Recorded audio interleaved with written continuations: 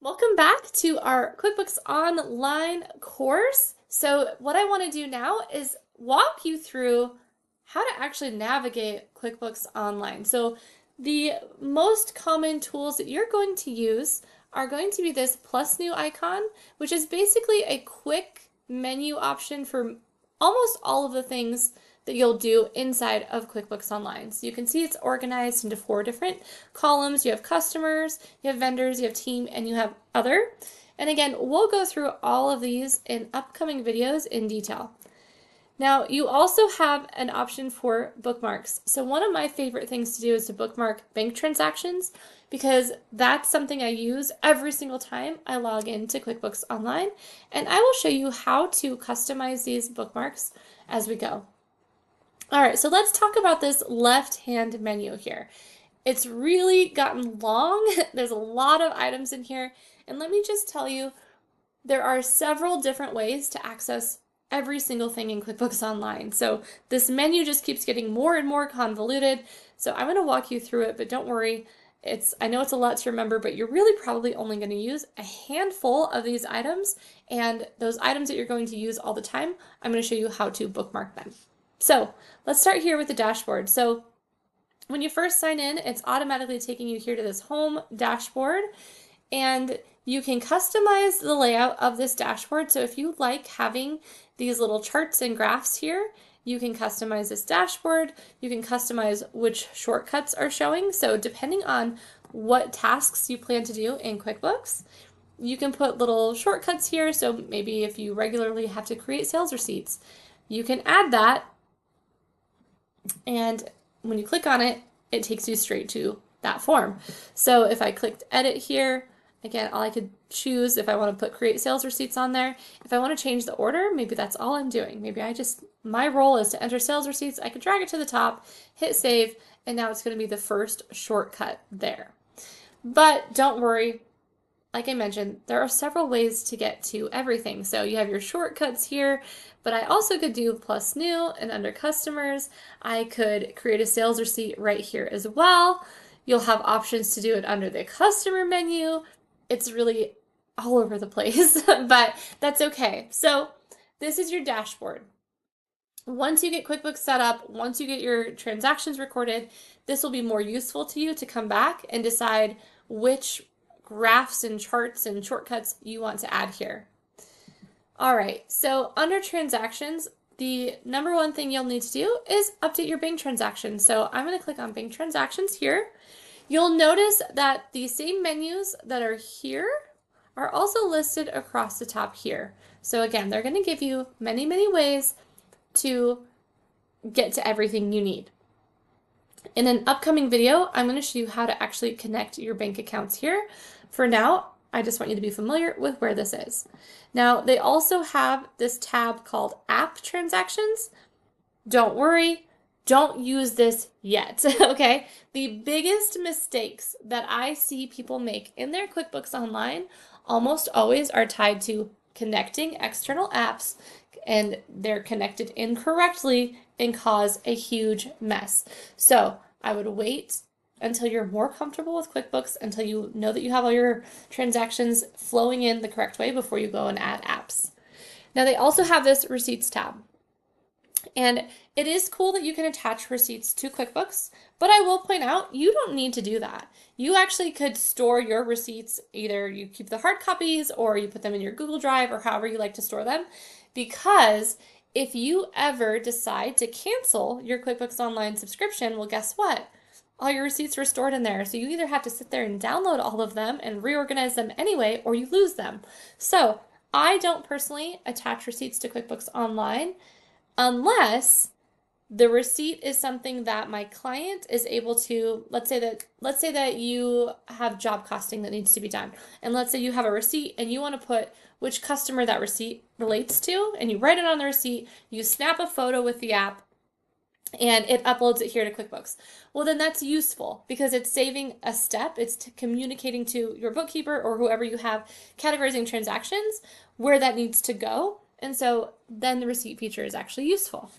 All right, the Reconcile tab, we're going to have a whole video just on how to reconcile your bank accounts. But for now, I just want you to know that it's here. Rules are great, so you can set rules in QuickBooks Online. If you have transactions where, let's say you're paying the same vendor over and over and over again, like Home Depot. And let's say every single time you pay Home Depot, you want the expense account used to be job supplies. So that's a perfect transaction then to create a rule. And again, we'll go into this in more detail. All right, the chart of accounts. So the chart of accounts is just a listing of every account name available to you in QuickBooks Online. So as you're categorizing all of your transactions, so the money that comes in and the money that goes out, you're going to have to choose a name from your chart of accounts for how to categorize that transaction. And again, we'll have an entire video just on that. Now, recurring transactions are also very cool. If you have transactions that happen over and over and over again, and you want to just automate them, you can set up a recurring transaction. So for example, you can set up a recurring invoice if you have a customer that you bill for the same amount every single month. You could set up a recurring bill, for example, rent. It's easy, or you could even just do a check. So if you have things that happen over and over, they're the exact same amount, they happen, on a set schedule, then recurring transactions are very cool. All right, so that was the transactions menu. Then we have the sales menu, or I just like to think of this as money in, okay? So here you're going to have your overview, and again, you can customize some of the ways that this looks. They have quick actions here. If you're dealing with money in, here's all of your different options for how to record money coming in. You have all sales. So this is going to show you all those invoices that you've sent out. Right now I'm in the demo file and I haven't created anything yet, so nothing is going to show here. All right, under invoices, again, this is going to, once you've created an invoice, let's just do a quick sample so you can see what it looks like. We're going to add in a customer, which we don't have any, so I'm going to say add new, and the company name is going to be my test customer. All right, QuickBooks is automatically going to assign an invoice number. They're automatically going to assign terms net 30. I'm not going to worry about any of that right now because I just want to get our first invoice set up. I'm going to just choose services, $50, and we're going to go ahead and save and close. All right, I just want this invoice in here, so now you can see what it looks like. So once you've entered an invoice, this Invoices tab is going to show you a list of your outstanding invoices, and you have options here to customize the columns that you want to see and how many rows that you want to see. I'm going to click Save as Default because I always want it to show that way. You can search by date, which is very cool, and you can sort by status. So if you just want to see your overdue invoices, you can click that. Now this bar here also lets you sort that way. So you'll notice that here it says overdue, and I don't have any that are due yet, so it's $0. But if I had an overdue invoice, I could click on this gray bar and it would just show me the overdue invoices. If you click here, these are not deposited, and if you click here, this is deposited. Now, because I haven't received any customer payments yet, there's nothing to see there. All right, estimates. If you create estimates that your customers then approve before you convert that to an invoice, all of your estimates are going to show under this tab. If you use sales orders, and again, this is going to be more specifically for e-commerce sellers, so if you're a small business and you're not e-commerce, you probably won't need this tab. Recurring payments, again, if you have customers that pay you over and over and over again the same amount, you can set up your recurring payments here. If you want to use payment links, so if you quickly want to have a customer pay you, you can create a payment link. You can put in how much it's for, what it's for, put in the customer name here, and their email, and you can decide if they're going to pay by card or ACH, and then send the payment link. Very cool. All right, deposits. These are also under your sales menu. So again, remember all the money in. Deposits are when you've actually received money from a customer. Your customer list will show here. And again, they're giving you so many options to see the same information over and over again. But what's great is you can actually use the search bar here to search through your list of customers. And then you have all of these options for what you can do with the customer, like receiving a payment. QuickBooks is trying to help demonstrate here. Creating an invoice, receiving a payment, creating an estimate, sending a payment link, creating a sales receipt, a credit memo, or a statement. And we will go more in depth into how to actually create invoices, estimates, how to handle customers in future videos. All right, our next big menu is expenses. And again, all of these same items are along the top here. So you'd click on the expenses menu if you want to deal with money out. So that's money you've already paid, bills you need to enter, which are things you'll pay in the future. If you want to deal with your vendors and updating your list of vendors. If you want to add them as contractors, so if you know that you're going to have to issue them a 1099, you can set your vendor up as a contractor. What's cool about this is that when you put in their name and email, QuickBooks will email them automatically to collect the right information that you need to do a 1099. If you're a business that tracks mileage, you do have the app to track mileage, which is very cool.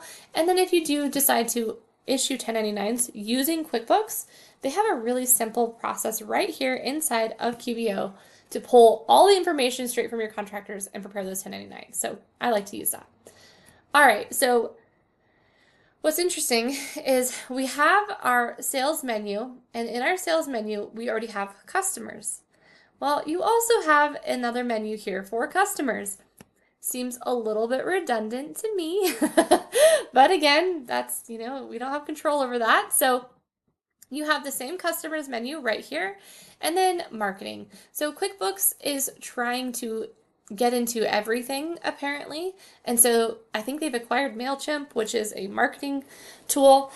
I personally don't use QuickBooks for anything other than accounting. So I like to use software for what it's built for and what it's best for, and not go into all these other options. So what I'm going to show you right now, I don't want to see this menu on my list. This is not useful for me because I'm going to access my customers under sales, and everything else in here is gibberish.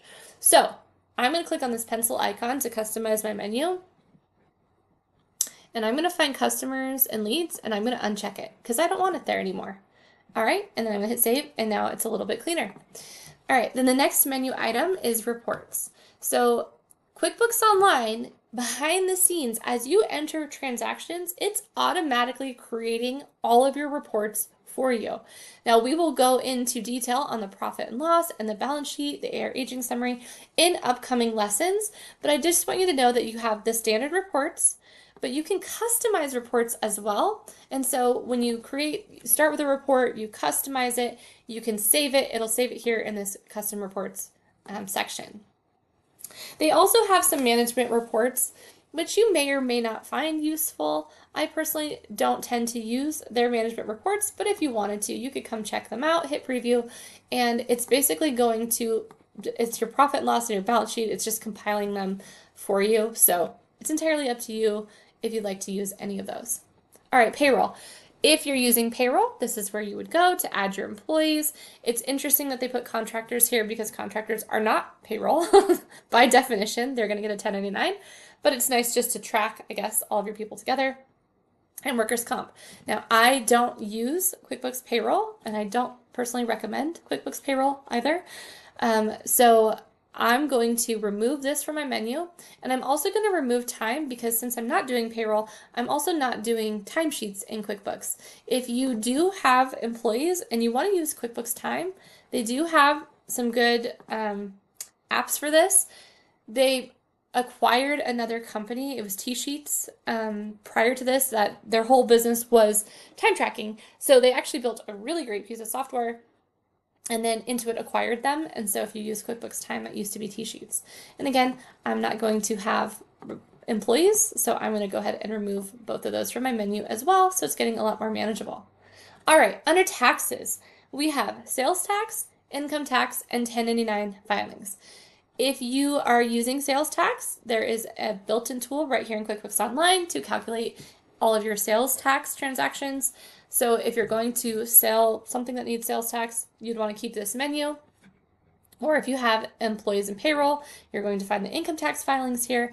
Or if you are using contractors, again, 1099 filings are here, but where else are they? They're also under 1099 filings. So this is another menu that I just don't need. All right, my accountant. I haven't found that this is the this is just one other way to invite your accountant. So you can send your accountant an invite right here, or you can just go to Manage Users and under Accounting Firms, invite your accountant. So again, it's another menu item that I just don't need here. Now this one, Live Experts. If you are doing your own bookkeeping, you don't need this. If you decide that you want to hire a bookkeeper, my personal recommendation would not be to go through QuickBooks Live. It's going to cost you probably more than what you would pay if you worked with someone like me to do your bookkeeping who's direct. And also, it's just, I have a lot of clients who come to me from here because it hasn't been the best experience for them. So it's up to you. They're going to try to market to you inside of QuickBooks Online, not only their MailChimp services, but their bookkeeping services. They're going to try to market to you their banking services. And again, my personal recommendation is always, I use QuickBooks Online just for the bookkeeping piece. I like to stick to what they were built for and what they're best for. And so for me personally, this is another menu I'm going to quickly get rid of. All right, lending and banking. Again, another menu I'm going to quickly get rid of. QuickBooks has, or Intuit has dabbled into now lending money. And so if that's something you need, I would say you can leave this menu here and you can compare it to your options that you have with maybe your local banks. But again, this is just literally they're advertising to you what their options are. All right, commerce. So if you are an e-commerce seller, there might be some interesting tools in here for you, but again, they are just, they're adding more things that they're trying to sell you. So not menus. If you're just focusing on trying to do your books, we don't need this menu, we don't need this menu, we don't need this menu, we don't need that menu. All right, getting a lot cleaner now. All right, apps. This is a menu that could be interesting for you. So if there are certain services that you need, like let's say you have inventory, QuickBooks Online technically has an inventory module, but it's not my favorite. So if let's say you needed an app for managing inventory, you could come here and you could search for apps. And they're going to show you some other apps that exist to handle inventory. So I'm just going to click on one for now. It's going to take you here and you can choose whether or not you want to get the app. It's going to tell you what the pricing is. You can see reviews and just decide if you want to add the app to QuickBooks Online. My recommendation is always to chat with your bookkeeper first, because all of these apps are going to say that they can do whatever it is that you want them to do. But I find that as bookkeepers, we tend to know if there's some glitches or if there's some issues with the app, or the most common problems that people run into when they set these apps up themselves. So again, that's our left-hand menu. I'm going to take this off because I don't need any apps. And so now my menu is a lot cleaner. And then if I wanted to see all those other things, I can. And so for me, the most common things that I'm going to do in QuickBooks Online, I'm going to update my bank transactions, and maybe I'm going to create invoices. Like maybe that's something you do every day. All you have to do to add it to the bookmarks is just click on the little flag here. And so now you can see I have bank transactions and invoices. So whatever the most common things that you do, you can put here. If you want to change this, just click the little pencil icon. And so for me, maybe you enter bills. That might be a good one that you want to put on there. Maybe you deal with the chart of accounts. Let's see if reconciliation is on here. Okay, reconcile. So there's something I do every single time. So now I have the bookmarks for the things that I actually do every single day right here. All right, so our top menu here, again, this is QuickBooks advertising to you, this Contact Experts. They're going to try to sell you their QuickBooks Live service. So I'm going to hit close on that. This one here is what's new. There's nothing apparently there, so we're going to click that out. This is your help tool. So you can search or you can use the assistant. And this is basically accessing QuickBooks support to try to, let's say you have a question about how to enter a bill. Let's see if it can help us. All right, and so it's going to ask you some questions and walk you through, or you can use the search field, how to enter a bill. And it's going to bring up the answers that you might need. So again, you click on here, it's taking you to their support. It's taking you to a video showing you how to do it, which is pretty great. So If you get stuck and none of this is working, you can always click Contact Us, and that will let you chat with Intuit support. Or you can request a callback or check the community. Okay, so useful menu. All right, these 9 dots here are just showing you your apps that you have connected. The magnifying glass is a search tool. But here's my favorite part. So not only can you search, and you can search for customers, vendors, transactions, an amount, anything, but your recent transactions are also going to show here. So that invoice that we entered as an example, that's the only transaction I have. But if I wanted to quickly go back to something I just did, I can click on it right here from the magnifying glass, and it'll take me straight to the transaction. You also can search. So let's say I need to find something and I don't remember the date or the amount or who it was, but I know I'm looking for a bill or something. You can search by that transaction type, and it'll pull up all the transactions that you have. And so you can search by description, you can search by your products or services, the accounts. They really give you a lot of options to try and find whatever you need. So I love the search feature. Okay, this is your notification center. So it's just this little bell here, and you can see whatever notifications they want to send you. Here's that gear icon, and again, we've got our company, our lists, our tools, and our profile. So the most important things you need to know about the gear icon is we're going to go deep into the accountant settings in an upcoming lesson. This is where you would go if you want to manage your users. So if you want to add your accountant or add a team member or remove people. Other important things here are your reconcile right here under tools. So if you want to reconcile the bank account, which we're going to have an entire lesson just on that as well. And then finally, subscriptions and billing. So if you need to cancel your subscription, upgrade your subscription, downgrade it, you'll go here to subscriptions and billing. So that's a quick overview, or not so quick, of how to navigate QuickBooks Online. And don't worry, because what we're going to do in our upcoming lessons and videos is we're going to actually go deeper into how to do every single transaction. So I just wanted to give you the big picture overview of where everything is, and now we're going to start drilling down into each individual section.